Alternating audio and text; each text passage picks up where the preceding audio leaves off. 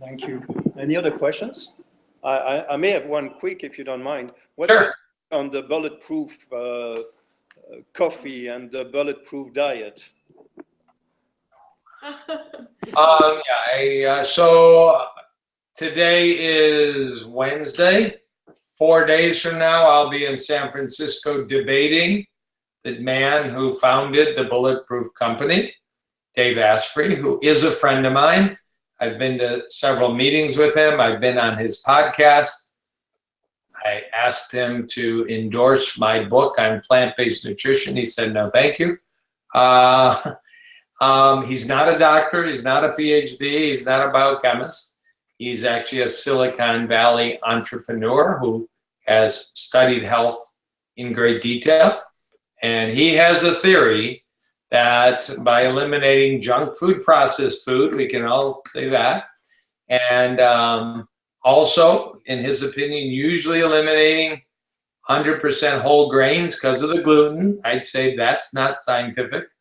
Also, to eliminate many of the legumes, because legumes like lentils, peas, and beans theoretically have some, it's called anti-nutrients that might not be healthy, but I'd say that's not scientific.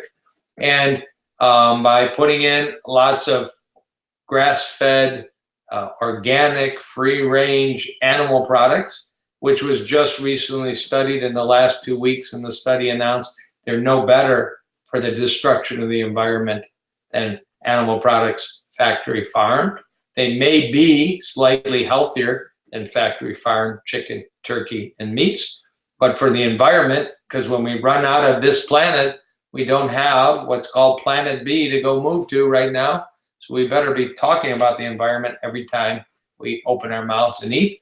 But so then he came up with, as you know, his business started with his visit to Tibet, where he saw at very high altitude some of these people drinking tea with a pat of butter in it for a little energy. And he brought that back to Vancouver and California, said, I'm going to create a type of coffee. So he created a coffee bean that he sells as bulletproof coffee beans. It's rather expensive coffee, but he checks that there's no fungus on it called mycotoxin, which traditional coffee makers say is not an issue. He says it's an issue. And he adds in butter and coconut oil in a blender. So you're basically drinking a saturated fat smoothie.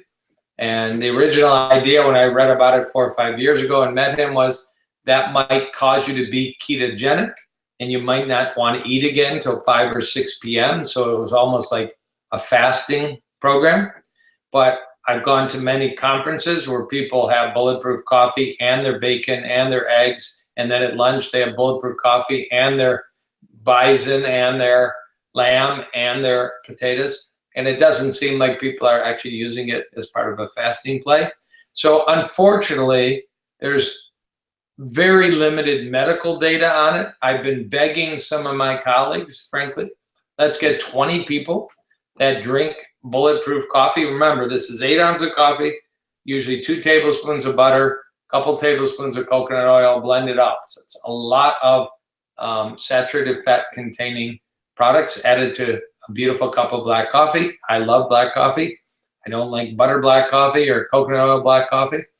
But there is not that data. There is a case report or two of people who have had their cholesterol go up insane amounts in 30 days, cholesterol 180 becoming 300 in 30 days. But there's so few reports that he's still out there being able to say, there's really no data this is harmful. In fact, it's very healthy. I'm quite certain it's harmful. It takes years to develop atherosclerosis.